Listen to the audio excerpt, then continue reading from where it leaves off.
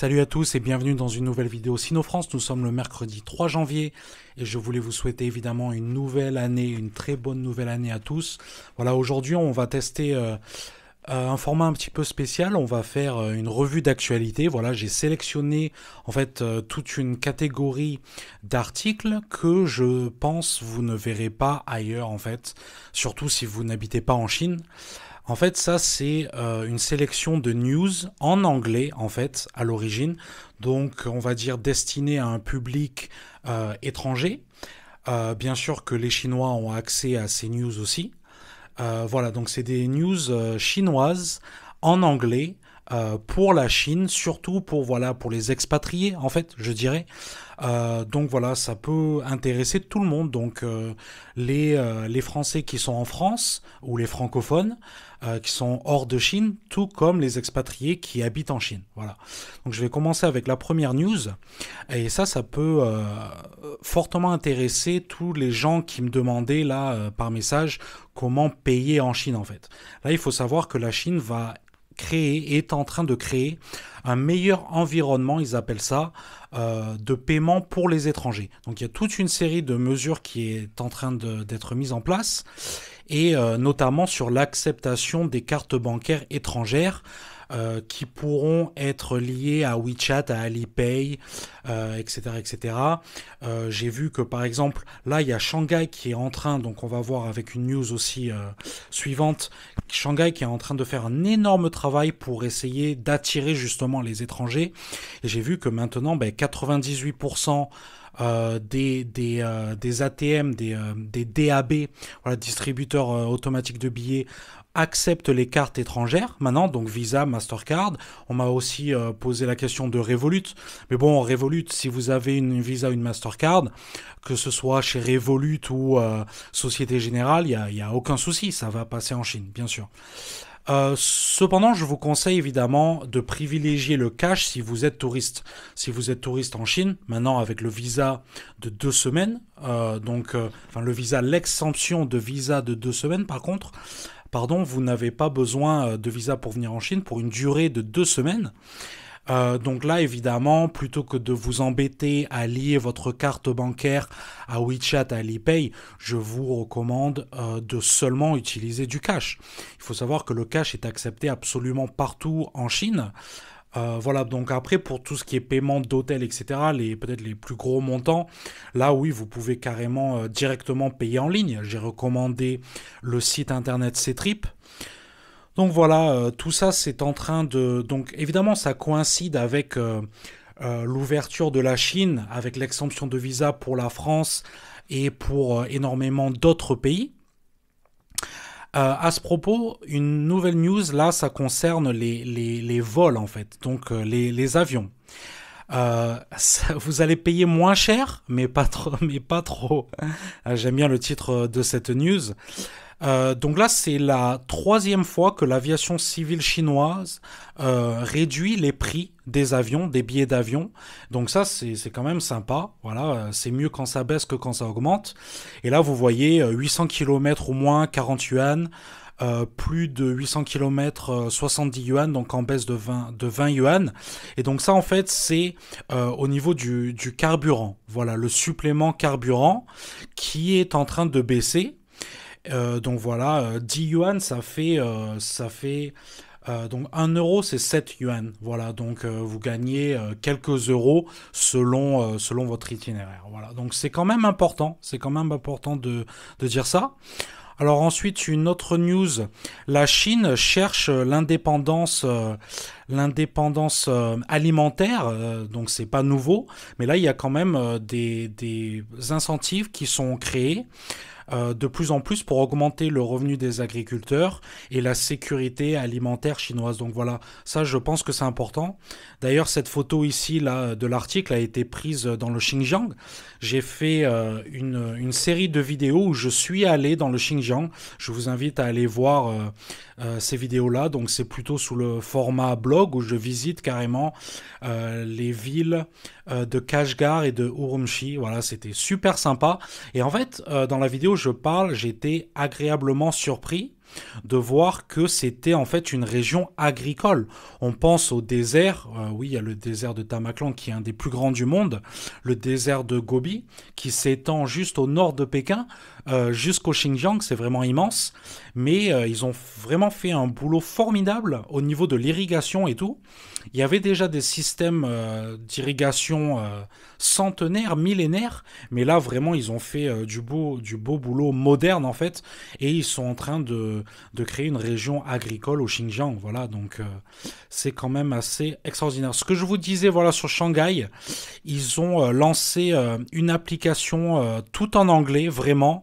Alors, pour tout ce qui est de voyager à Shanghai, de travailler à Shanghai, d'étudier, faire du shopping, créer votre entreprise. Donc vraiment, c'est bien parce que c'est une application directement du gouvernement chinois. Il n'y a pas d'intermédiaire. Donc voilà, j'encourage tous les habitants de Shanghai et même ceux, les touristes, à télécharger cette application. Je vous mettrai évidemment le lien dans l'espace commentaire et dans la description de la vidéo. Il y a vraiment de tout, hein, comme vous pouvez le voir. Pour même trouver des appartements, payer vos factures d'électricité, etc.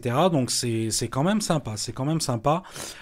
Assurance, services téléphoniques, bancaires, services consulaires, les hôtels, déclaration à la douane, immigration, visa. Vraiment là, comme je vous disais, Shanghai, ils sont vraiment en train de mettre le paquet pour attirer les étrangers. Forcément, parce qu'avec la pandémie, la Chine a perdu 60-70% des étrangers. C'était une période très dure que j'ai suivie ici sur Sino-France. Donc n'hésitez pas à remonter mes anciennes vidéos et vous pouvez voir ce qui s'est passé. Donc pendant cette période très dure. Et là, donc c'est pour ça que si vous souhaitez venir en Chine pour habiter, pour vous expatrier, c'est vraiment la meilleure période parce qu'il n'y a jamais eu aussi peu d'étrangers que maintenant, si on remonte sur les 10 dernières années, évidemment. Donc voilà. Et évidemment que la Chine est pleine d'embûches. Et c'est pour ça que je suis là, c'est pour ça que j'ai créé cette chaîne, en fait, que j'encourage tout le monde à venir me contacter. J'ai toujours mon WeChat. Contactez-moi par email. Ensuite, on peut se parler sur WhatsApp, sur ce que vous voulez, pour vous aider à naviguer la Chine. C'est pas toujours facile, et c'est pour ça que j'ai créé cette chaîne, entre autres. Voilà, avec le groupe WeChat dont je parle souvent, le groupe Sino-France. Voilà. Alors aussi, une dispense de visa permanente maintenant à partir de mars pour la Thaïlande et la Chine, en fait, et c'est réciproque. Donc oui, ça ne concerne pas les francophones, les Français, c'est pour les Thaïlandais et les Chinois, mais ça illustre, en fait, si vous voulez, l'ouverture continuelle de la Chine.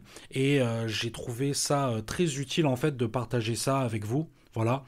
Donc c'est quand même extraordinaire. Ensuite, une news que j'ai vu passer, la récente, vous savez que le 1er janvier, il y a eu un énorme tremblement de terre au Japon, même si c'est un pays qui est conçu, voilà, au niveau de l'architecture et tout, pour ça. Eh bien, il y a eu un drame, en fait, voilà, avec des morts, etc., beaucoup de blessés. C'était sur l'échelle la plus haute de l'échelle de Richter, il me semble. Et en fait, on connaît, voilà, le sentiment anti-japonais des Chinois à raison, avec le massacre de Nankin, n'est-ce pas, quasi génocidaire. Et en fait, bien sûr que les Chinois n'oublient jamais. Il y a des commémorations annuelles, même à l'école et tout. Il y a énormément de films sur le sujet pour ne jamais oublier. C'est un peu comme nous avec les nazis en France. Sauf que là, ben voilà, il y a un présentateur télé qui est allé vraiment beaucoup trop loin, donc à Hainan, et qui s'est fait suspendre de son boulot de présentateur parce qu'il a dit que voilà, c'était c'était une sorte de vengeance, ce tremblement de terre. C'est complètement stupide, c'est complètement idiot.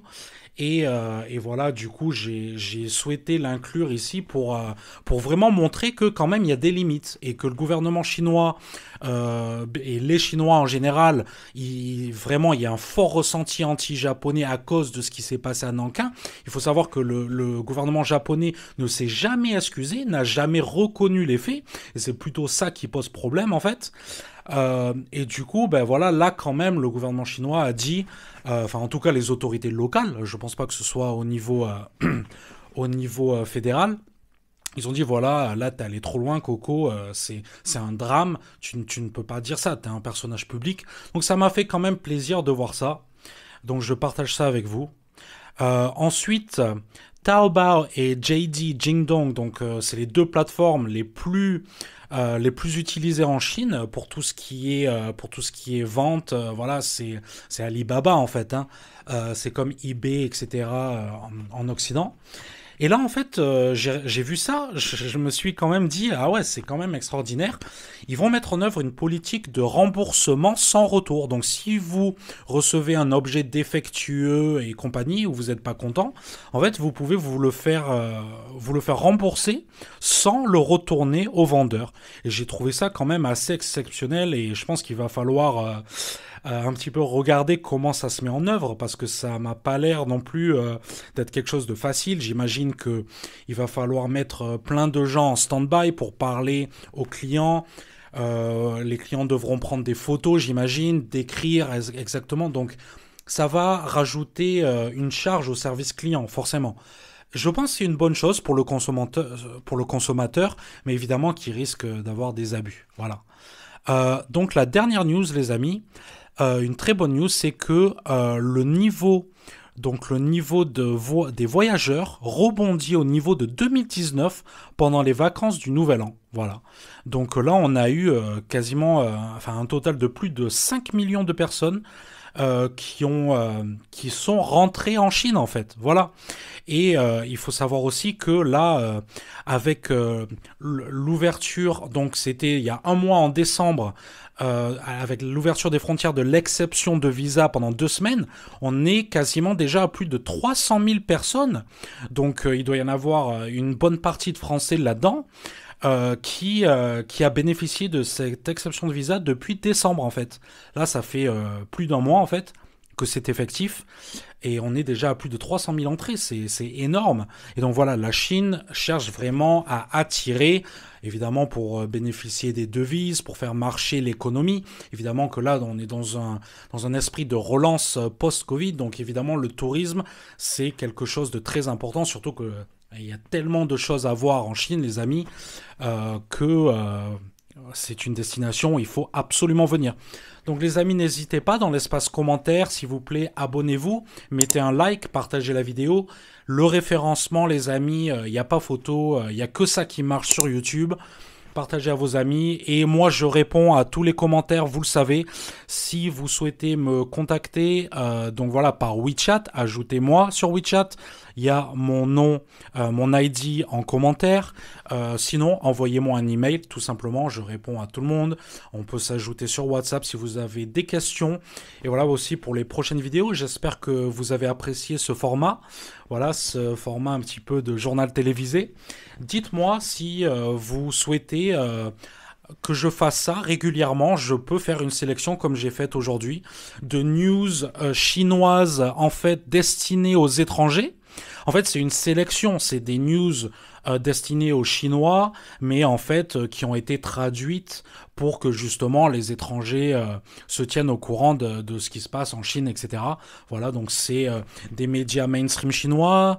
Il y a un peu de tout en fait. Il y a aussi des agences de news qui sont gérées par des étrangers en fait, d'accord.